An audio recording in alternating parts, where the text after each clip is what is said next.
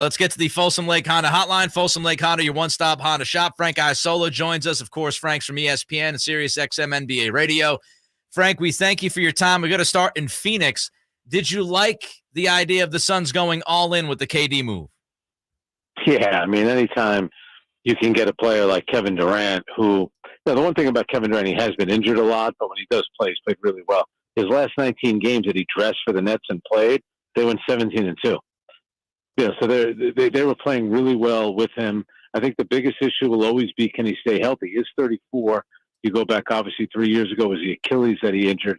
Last year was his left knee. This year is his right knee. Last year was 21 games he missed. He might be coming up on 21 games by the time he does play for the Phoenix Suns.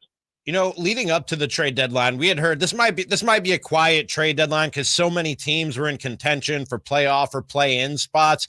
Is that what you were expecting? And did what transpired in Brooklyn sort of break the dam and open the floodgates? Yeah, a little bit. But you also have to remember a lot of teams do deals because of financial reasons. Clearly, that was the situation with the Golden State Warriors with James Wiseman. But, you know, the Kyrie Irving kind of set everything into motion by asking to be traded. And then obviously the Nets ended up trading him to the Dallas Mavericks. And, you know, a couple of days later, Kevin Durant gets traded. I really thought that Kevin Durant was okay not playing with Kyrie Irving. So in a weird way, it was a win-win. Once Kyrie got traded, Kevin Durant was never going to have to play with him again. But once Kevin Durant figured he can get to Phoenix, which, you know, in theory, I think puts him in a better position to win a championship because he does have Devin Booker there, Chris Paul, DeAndre Ayton. But the Nets, you know, with Dorian Finney-Smith and Spencer Dinwiddie that the Nets had gotten, and then you did have Nick Claxton, who's a young player who's one of the better defensive players in the league. Who knows how the buyout market would have worked. If Kevin Durant was intent on staying with the Nets maybe could have made another move because they do have assets, you know, before the deadline to do something. But Kevin Durant wanted to go. And if you go back to last summer when he asked to be traded, the Nets tried to, you know, they looked for the deal that would have worked for them. When they couldn't find a deal, they told Kevin Durant, come back, play. Well, maybe we'll revisit it at some point. And clearly they did that within the past week, and Kevin Durant is now gone. Frank Isola with us here on Cattles and Ramie, Sactown Sports. Frank, of course, Kyrie is here in town in Sacramento along with Luka. Luka's not going to play tonight, but do you think they work together on the floor? I mean, great players always figure out a way. Remember when LeBron went to Miami and they struggled early on? Weren't they 9-8 or 9-7? I always thought great players will make it work, so that's not the issue. The issue is, can you keep Kyrie engaged? Yeah. You know, no one debates that Kyrie Irving's not a great player. The last 2 months with the Brooklyn Nets, he played as well as any player in the league. The problem with Kyrie, it's always something. So if you go back to just his time with the Brooklyn Nets, he got injured. They made the trade for James Harden. Then he had the insurrection. He ghosted the team for about 2 weeks.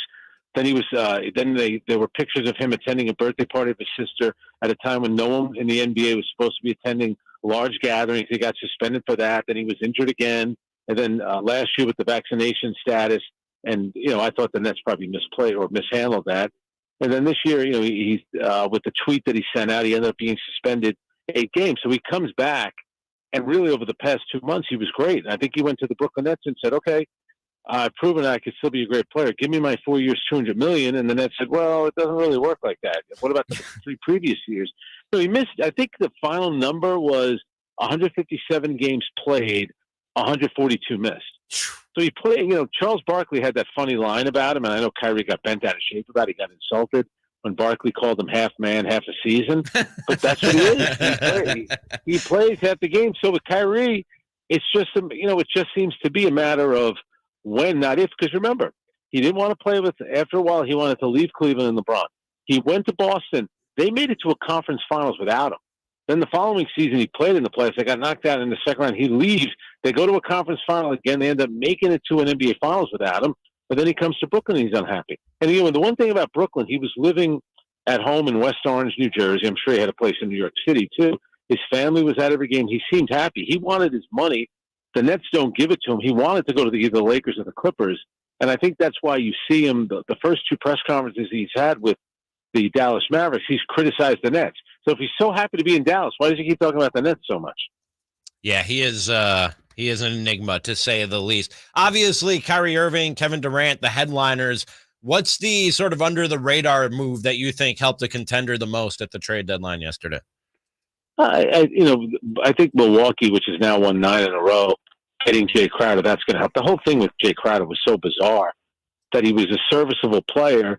They told him he wasn't going to start, and then he said, well, I don't want to play, and they were okay. The Phoenix Suns were okay with that. I find that to be pretty odd. But, he's a guy that could defend multiple positions. He has a lot of playoff experience. He was in the NBA Finals a few years ago. I think he was in the NBA Finals with both Miami and with Phoenix, in fact, where Milwaukee beat them.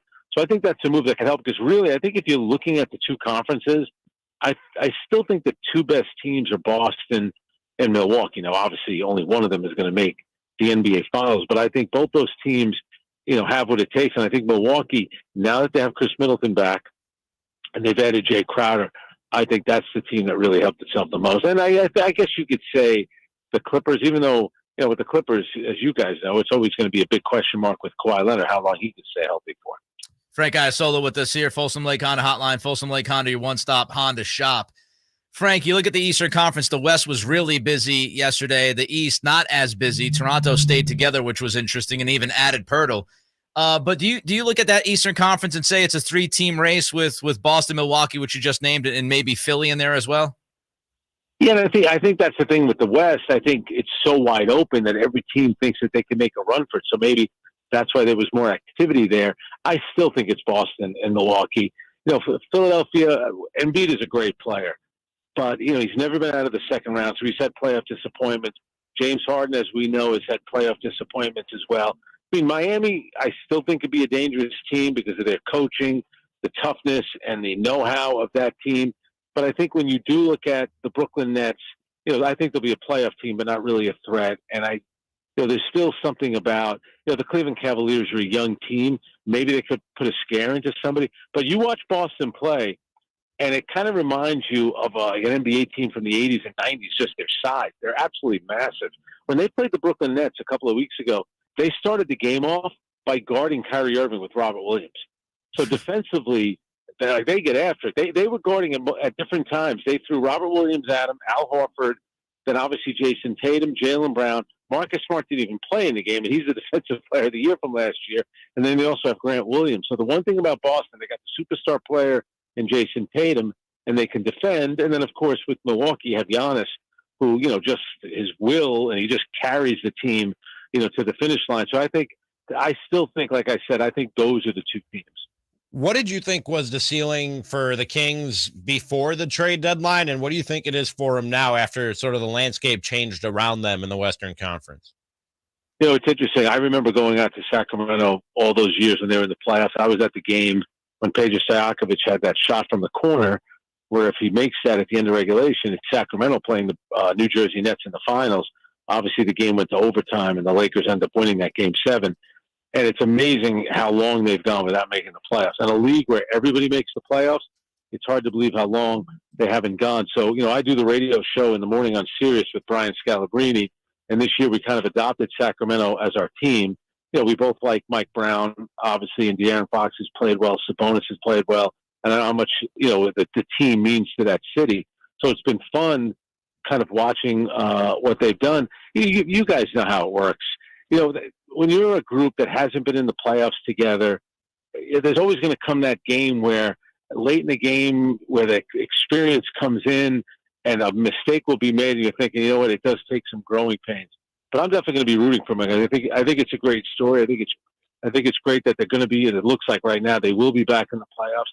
And that city kind of deserves it now that they have that great arena. I mean, Arco had definitely had its charm. I felt kind of it was the Cameron Indoor Stadium, where Duke plays. It was the Cameron Indoor Stadium of the NBA. That was unique as well. But, they have a state-of-the-art place, and now finally get some playoff basketball. Frank, thanks for the time. It's always appreciated. Look forward to doing this again soon. Thank you. All right, thanks, guys. Take care. You too. There goes Frank Isola, ESPN, Sirius XM, NBA Radio.